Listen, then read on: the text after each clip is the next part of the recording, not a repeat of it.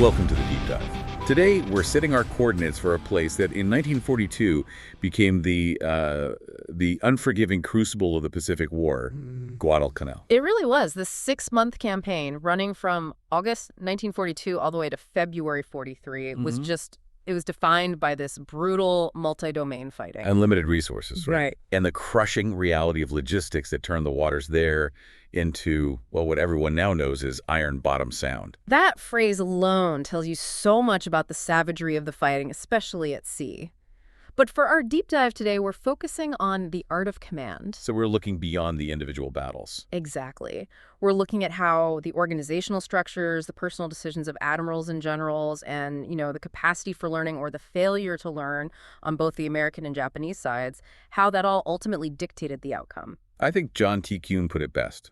He said it was fought on a shoestring by both sides, at the limit of their ability to supply and project power. And that's our mission today. We want to extract those critical lessons that are embedded in the command challenges. We've got a really essential stack of source material for this. We're drawing from foundational works like Thomas Buell's Analysis of Command Decisions, and of course Henry Shaw Jr.'s Official Marine Corps History, First Offensive. And we also have some crucial academic analyses, specifically from John Kuehn and Thomas Mahnken, who really dig into the asymmetrical warfare at sea. But what's critical, I think, are the primary sources. The voices of the people who are there. Yes. We've got insights from Marine Corps General Merrill Twining and the often incredibly self-critical reflections of Japanese Vice Admiral Raizo Tanaka. The commander of the Tokyo Express. The very same. His writings are just illuminating. So, to set the stage, Guadalcanal was really the moment the United States decided to go back on the offensive, wasn't it? After the initial shocks of the war. It was. As Kuehn details, this was the first major American counteroffensive in the Pacific after the victory at Midway. And Admiral Ernest, the chief of naval operations, he called this an offensive-defensive operation. Which is a fascinating term. The idea wasn't just to repel the enemy. It was to seize and defend ground that was strategically vital. The Japanese advance through the Solomons was seriously threatening the sea lines of communication to Australia. So the goal was immediate. Cut those lines. And this fight was, well, it was destined to become this attritional slugging match across air, sea, and land. It really set the precedent for the grinding nature of the war to come. Okay, so let's start at that highest strategic level. The fundamental clash between what both the Japanese and American navies expected the war to look like versus the brutal reality that Guadalcanal just immediately threw in their faces. All right. And what's immediately clear, especially when you read Mahnken's analysis, is how quickly this whole idea of a single decisive battle of annihilation just evaporated. To both sides. For both sides. Let's take the Japanese vision first. Their planning was centered on something called Yogiki Zengen Sakusen, which translates to what, roughly? It's something like interception attrition operations. Their goal was pretty clear. They expected the American fleet to take months to cross the Pacific. And they bleed them along the way. Exactly. Use submarines, use land-based air to wear the fleet down before this final, decisive battle of annihilation somewhere near the Japanese home waters. So their entire doctrine, their whole psychology, was fixed on that one single clean outcome. Precisely. And Guadalcanal immediately shattered that fixation. It forced them into this ugly, protracted, attritional struggle so far from their main fleet base at Truk and their operational hub at Buell. Instead of a clean interception, they're feeding men and ships into a meat grinder. A meat grinder, a defensive grinder that offered no chance for that strategic, decisive outcome they craved. And, this doctrinal fixation, it really prevented them from ever truly shifting to an effective strategy of just attrition or even withdrawal when it became obvious they needed to. But the Americans weren't that much better prepared for this kind of war, were they? Our pre-war doctrine was also rooted in this idea of a classic, decisive battleship duel. That's absolutely right. The American pre-war doctrine also put the battleship at the center, achieving command of the sea through a massive daylight gun battle. But the reality of carrier warfare, which we saw glimpses of at Coral Sea and Midway, was amplified massively at Guadalcanal. Massively. The devastating naval defeats right at the start showed that this doctrine was just obsolete. The American command realized, through very painful experience, that the focus had to shift completely. From gunnery duels to air superiority and critically mastering night combat. The decision to even launch this counteroffensive Operation Watchtower is a fascinating study in leadership itself. It was really rooted in the determination of Admiral Ernest King. Oh, King's role, as Buell details it, was absolutely pivotal. He was serving as both Chief of Naval Operations and Commander-in-Chief of the United States Fleet, and he was the primary, just relentless proponent for a counteroffensive. He was worried about Australia. He was, and it was a genuine concern, backed up by Kuehn and Shaw. He knew that if the Japanese advanced through the Solomons when unchecked, it would inevitably sever those vital sea lines of communication. He was committed to taking the offensive and taking it immediately. But the politics of command almost sank the operation before it even began. Specifically, that fierce rivalry between King and General Douglas MacArthur. This is such a classic example of organizational politics influencing high strategy. Kuehn notes that MacArthur, he initially proposed this grandiose offensive to seize Rabaul. Rabaul, the main Japanese fortress in the region. Exactly, and MacArthur wanted it under his command. But King, he pulled off this key organizational victory. He warned General George Marshall and the Joint Chiefs of Staff that any major amphibious assault in the South Pacific had to be led by the Navy and the Marines. It had to be under naval command. Why was he so adamant about that?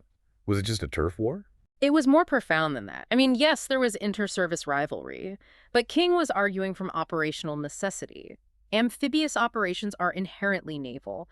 They require carriers, transports, sea controls. The Army can't just walk there. Right.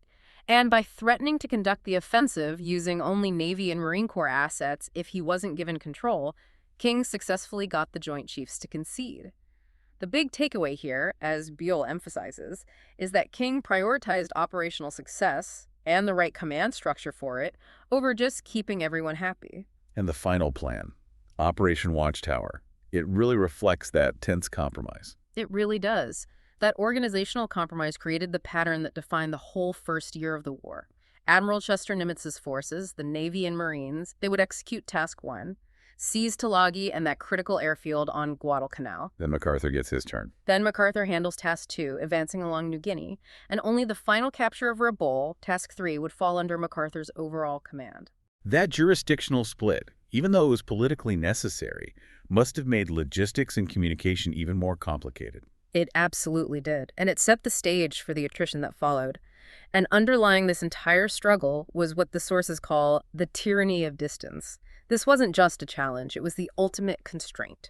It forced the campaign to be fought at the absolute limits of power projection. I mean, we talked today about anti-access and area denial. A2AD, and Guadalcanal was a perfect A2AD environment, but one enforced by geography. Look at the numbers. Just look at the numbers Kuehn describes. For the Japanese, their nearest major airbase at Rabaul was nearly 600 miles away. Their main fleet base at Truk was even further. This extreme distance limited the range of their bombers, and it made sustained carrier support almost impossible after the initial landings. Every single sortie was a maximum effort. And the Americans faced a similar, if geographically opposite, problem. Absolutely. The closest large American base, Noumea in New Caledonia, was almost twice as far as Rabaul was from Guadalcanal. The whole thing was fought, as Kuehn says, on a shoestring. And that logistical weakness crippled the initial landing, even though it was a tactical success. It did. Shaw details the immediate crisis. When the Marines secured the airfield, later named Henderson Field, the supply offloading was a total disaster. And this wasn't due to enemy action yet. This was a failure in pre-planning. It was a failure of naval organization and, frankly, of communication. The supplies had been packed onto the transports without any real plan for what was needed first. Worse, as both Shaw and Kuehn confirm, there was a shocking lack of naval stevedores to unload the cargo. So you have Marines just standing around on the beach while vital supplies are sitting in the holds of ships. Exactly. And that logistical failure was this powerful harbinger. It foreshadowed the constant struggle just to get the basics, food, fuel, ammunition, onto that island. The operation was immediately hamstrung by its own internal organization. So the initial success of that landing on August 7th was almost immediately overshadowed by the Savo Island disaster and the crisis in American command that followed. Right. It highlights the difference between seizing ground and actually sustaining it. And that crisis really began with one man, Vice Admiral Frank Jack Fletcher. The Marines had secured the ground, but then Fletcher, commanding the whole expeditionary force, pulls the vital aircraft carriers out just 48 hours after the landing. What were the guidelines he was operating under that led to such a, well, a catastrophic decision. This gets us to this concept of calculated risk. Fletcher was following specific guidelines given to him by Admiral King and Admiral Nimitz, and the doctrine of calculated risk it essentially said that preserving the very limited carrier force was paramount. Carriers were the main offensive weapon. You couldn't lose them. You couldn't. Fletcher felt he just could not risk the carriers, the Saratoga, Enterprise, and Wasp to Japanese submarines and land-based air attacks from Rabaul for any longer than was absolutely necessary. He had promised 3 days of air cover, but he pulled out on the second day. He basically prioritized the safety of his big ships over protecting the troops and supplies on the beach. Precisely. He cited the need to refuel his destroyers and the vulnerability to Japanese air power. But the crucial result was that his withdrawal immediately forced Rear Admiral Richmond Kelly Turner, who was commanding the amphibious force, to pull out all the remaining transport ships. And that was the point of no return. General Merrill Twining, who was on the island, he recalls that the offloading just stopped. Abruptly. It did, and this is the moment the logistics disaster became a survival crisis. Shaw confirms it. Turner had no choice. He had to pull the transports out of the area. And that left Major General Alexander Vandergrift's Marines with what? With only 17 days of rations and a mere 4 days of ammunition, the transport ships, still half full, just steamed away. They were isolated, they were undersupplied, and they were immediately vulnerable. That one decision, driven by doctrine, became the greatest challenge the Marines faced. And as if that wasn't enough, the Japanese delivered a tactical shock right in the middle of all this. They did. That shock was the Battle of Savo Island on the night of August 8th and 9th.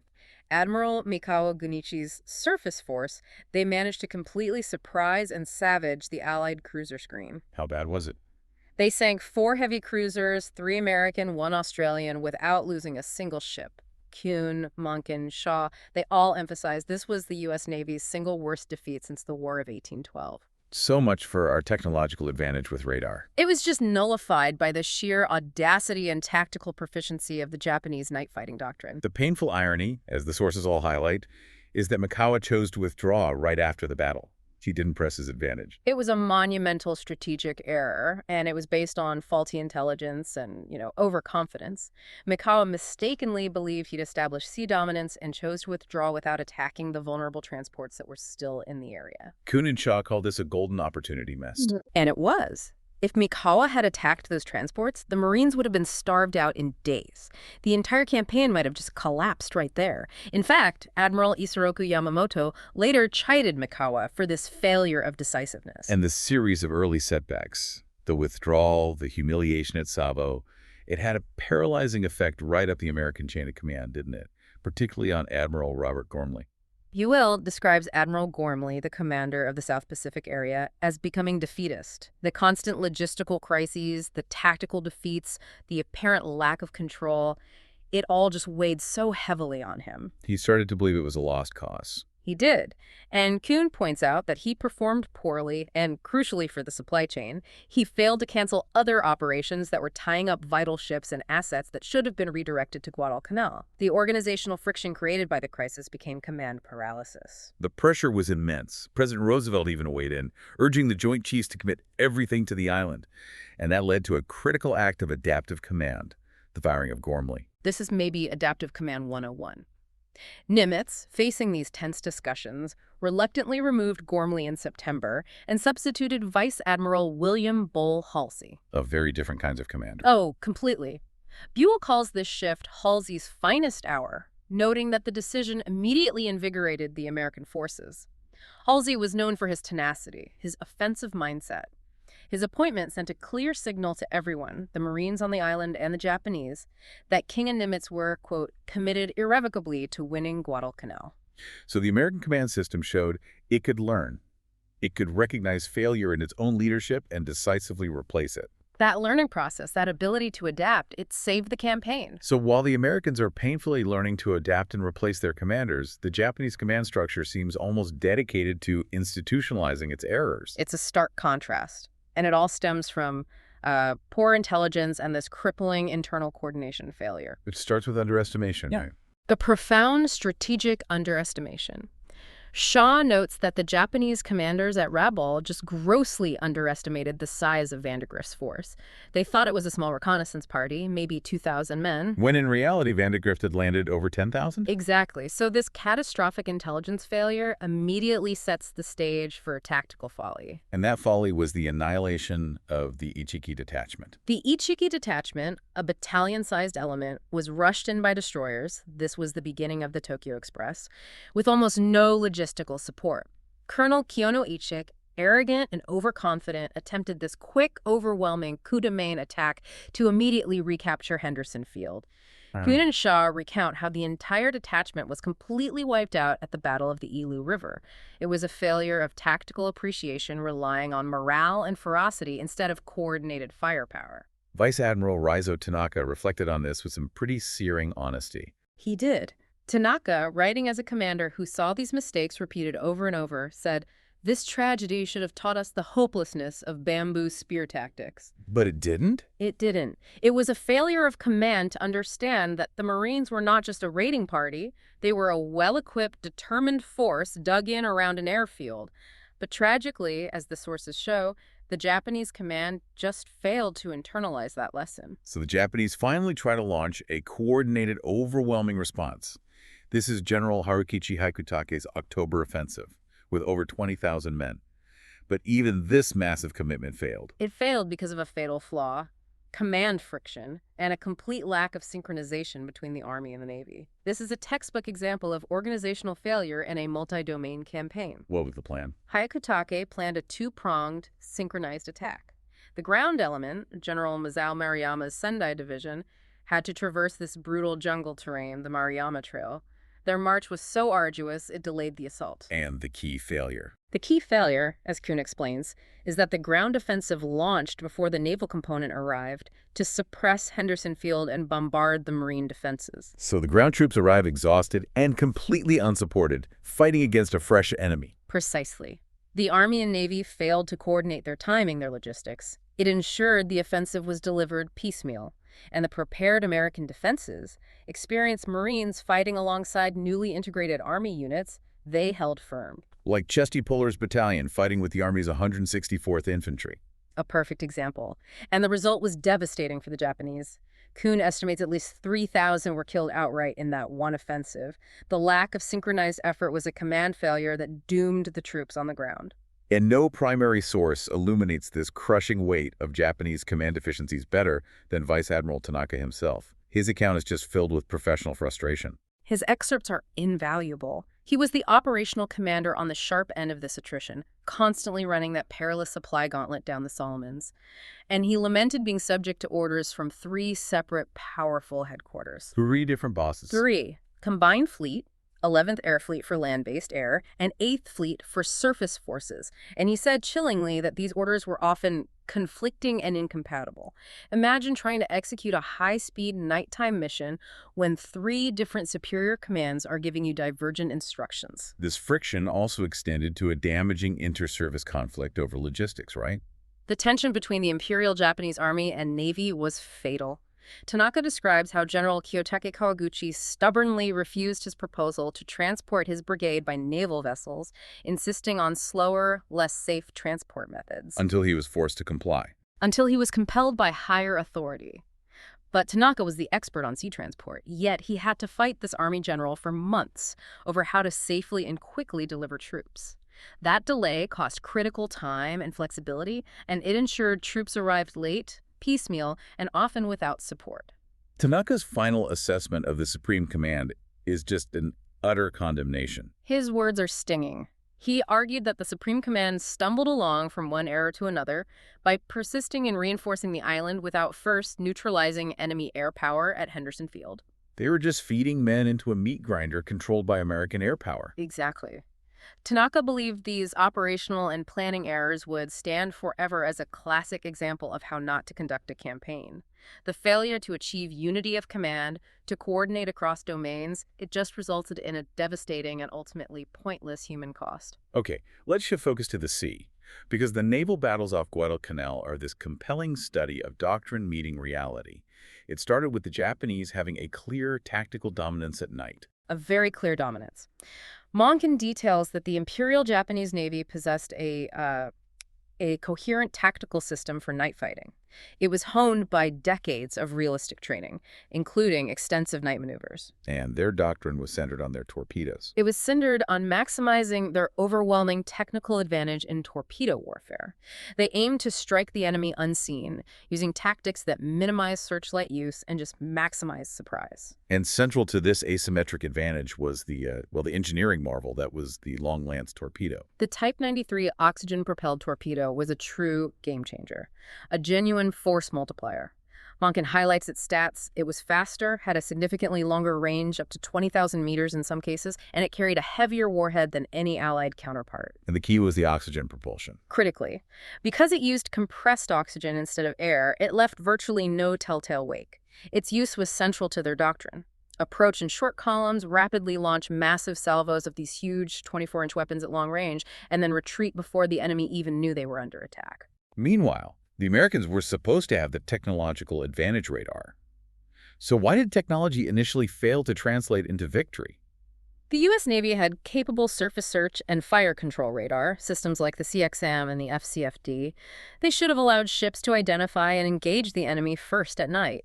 But as Mahnken explains, the Navy was largely unprepared for night combat. So we had the tech, but not the doctrine. We had the technology, but we lacked the doctrine to exploit it. Commanders just sort of overlaid radar onto existing daylight gunnery concepts instead of developing new tactics tailored for a decisive nighttime electronic advantage. So we had the eyes, the radar, but we didn't have the brain, the Combat Information Center, to interpret the data fast enough to react. That's precisely the friction point.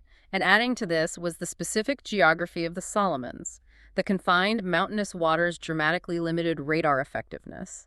The sources say surface search radar sometimes struggled to detect low-lying destroyers beyond 5,000 yards. So the islands themselves were creating clutter and false returns. Exactly. It negated the clear advantage the U.S. should have had and just dramatically increased the friction of war. But the campaign, despite the setbacks, ultimately became a masterclass in American adaptive command. Where do we first see the signs that the Navy was learning? The first tangible sign came surprisingly quickly at the Battle of Cape Esperance in October. Rear Admiral Norman Scott, he drilled his force carefully in night fighting tactics, insisting on disciplined formations and fire control, and he achieved surprise over a Japanese bombardment group. Because the Japanese, without radar, were blind. They were completely unaware of the American presence until it was too late. Now, poor internal communication within Scott's own task force limited the victory, but it proved that specific training and tactical discipline could start to overcome the Japanese advantage. And that momentum continued into the massive naval battles of Guadalcanal in November. It did. Those actions confirmed the learning curve was steep. Vice Admiral Willis Lee, commanding the battleships Washington and South Dakota, used his radar advantage with cool precision. In the chaos, the Washington successfully tracked and disabled the Japanese battleship Kirishima. A huge victory. A huge symbolic and material victory, even though the U.S. force suffered heavy losses. Sinking a Japanese capital ship in a surface engagement confirmed the growing capability of American night operations. And yet the Japanese proved their dominance wasn't easily surrendered. Vice Admiral Tanaka proved that again at the end of November. The Battle of Tassafaronga was a brutal lesson in the enduring power of the long lance. Rear Admiral Carleton Wright's force, despite new tactical preparations, was just decimated by Tanaka's masterful torpedo attack. What were the losses? Tanaka, for the loss of only one destroyer, sank one American heavy cruiser and severely damaged 3 others. Mahnken rightly holds this up as a textbook example of Japanese night fighting skill. It was the most successful torpedo attack of the entire war. So even after months of fighting and having radar, the Americans were still struggling. What was the long-term institutional lesson here? The key lesson was the necessity of organizational adaptation and systemic learning. This is what Mahnken identifies as the critical difference between the two navies. The U.S. Navy realized they had to learn faster than the Japanese could replace their losses. And this accelerated learning led to what? It led to intense night combat training across the entire Pacific Fleet, and they focused on developing new organizational concepts, most notably the Combat Information Center, or CIC. What exactly made the CIC so revolutionary? The Combat Information Center became the central hub where all tactical information, radar returns, hydrophone reports, radio transmissions, visual lookouts, it was all correlated, synthesized, and displayed on plotting tables. It centralized command decision-making. So the commander could see the whole battle electronically, not just from the bridge. Exactly. It was a shift from visual command to electronic command, and it allowed for vastly faster and more accurate tactical direction. And this doctrinal evolution quickly gave rise to new tactics. Absolutely. Commanders like Arleigh Burke and Rear Admiral A. Stanton Merrill began developing tactics specifically suited for the Solomons. This included splitting destroyer squadrons into mutually supporting divisions, using the islands to map their approach before launching coordinated attacks. It's that combination of organization and doctrine. The organization was the CIC, and the doctrinal innovation was Burke's tactics. That's why, in later battles like Vela Gulf, the U.S. Navy finally began translating its technological advantage into decisive victories, finally turning the tables on the long lance. We have to bring this discussion back ashore, though, because none of that naval adaptation would have mattered if Major General Alexander Vandegrift and his Marines hadn't tenaciously held that airstrip. His unified ground command was the central pillar of the entire strategy. Vandegrift's leadership was defined by this profound understanding of his center of gravity. When Admiral Nimitz visited in September, he reinforced the one overriding mission: hold Henderson Field at all costs. Holding that field allowed the Americans to enforce their own kind of anti-access and area denial. It turned the tables on the Japanese. It did. And the command structure under Vandegrift ensured the airfield became a joint and multinational hub, the famous Cactus Air Force. It was a real patchwork effort. A total patchwork. Well, Shaw details how it was these Marines, Navy, Army, even Royal New Zealand Air Force PBY Catalina patrol planes. But critically, it was unified under experienced air leaders like General Roy Geiger and later Brigadier General Francis Mulcahy.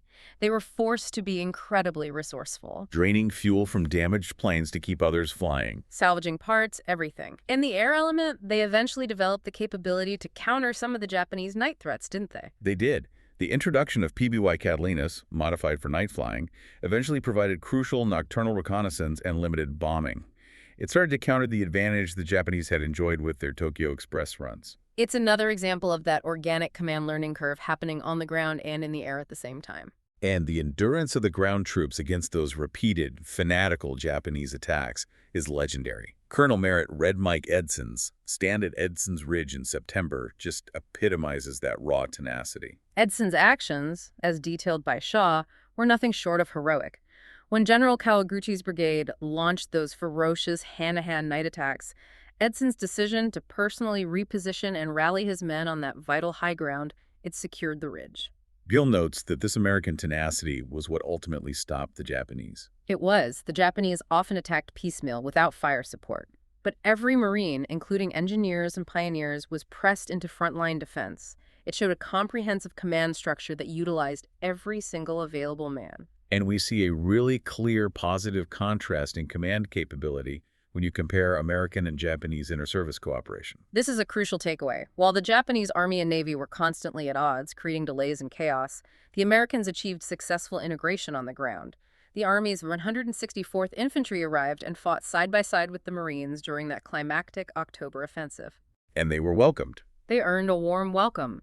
Shaw notes the successful collaboration was a stark contrast to the destructive, toxic friction that plagued the Japanese effort, exactly as Tanaka had detailed. When you look at the final outcome, the casualty differential is just a haunting summary of the failure of the Japanese command structure. The statistics are horrifying. Over 24,000 Japanese perished. But the crucial part is the cause of death for nearly 9,000 of them: disease and starvation. A logistical failure. A complete logistical and command failure. Kuehn explicitly attributes this staggering differential to superior American medical care, better nutrition, and the organizational ability to replace and rotate forces. The Japanese logistics system just failed its men utterly. Admiral Yugaki Matome, Yamamoto's chief of staff, he really summarized the final disaster from the Japanese perspective. He wrote that Japanese strategic goals like seizing Fiji and Samoa had all scattered like dreams. The victory at Guadalcanal, sealed by the evacuation in February 1943, marked the undeniable turning point. And Vandegrift was later awarded the Medal of Honor for his leadership. Deservedly so. The organizational failure of the Japanese, combined with the successful adaptive command of Vandegrift, King, Nimitz, and Halsey, it ensured victory. So, if we step back from the mud and the blood and look at the command lessons here, what are the enduring takeaways? I think the big one is this. The Americans won not just because of their later production capacity, but because their command structure Nimitz, King, Halsey, was capable of rapid, necessary adaptation. They confronted the war's subjective character, as Buell calls it, head-on. They replaced defeatist commanders. They institutionalized learning from every costly defeat. And they transformed their technological advantages into actual, usable, tactical doctrine. Conversely, the Japanese suffered from what was fundamentally a structural failure. Command confusion, gross underestimation of the enemy, a crippling failure of inter-service integration. Exactly as Tanaka lamented. Their initial tactical superiority at sea was completely nullified by the American ability to learn and adapt faster than the Japanese could replace their organizational failures. This deep dive really provides crucial historical context for current strategic thinking, doesn't it? About sea power and power projection. It absolutely does. It demonstrates the enduring challenges of achieving victory in a brutal, multi-domain, anti-access area denial environment where the tyranny of distance and resource constraints will always test the absolute limits of command and logistics. It's an incredible testament to the power of organizational learning under the most severe duress imaginable. Absolutely. And that leads us to our final provocative thought drawn directly from the sources. While the loss of ships was high on both sides, Shaw notes that the Japanese Navy's single most costly resource loss was the decimation of its elite corps of experienced naval aviators and seamen. You can build another ship. You can't just build another veteran pilot. Exactly. These men were irreplaceable in the short term. And this raises a fundamental command question for any protracted war of attrition. How does an art of command protect and regenerate highly skilled but irreplaceable human capital, especially when the enemy can afford to just throw mass production at the problem? A question they never solved. The failure to solve that command problem haunted the Imperial Japanese Navy until the very end of the war.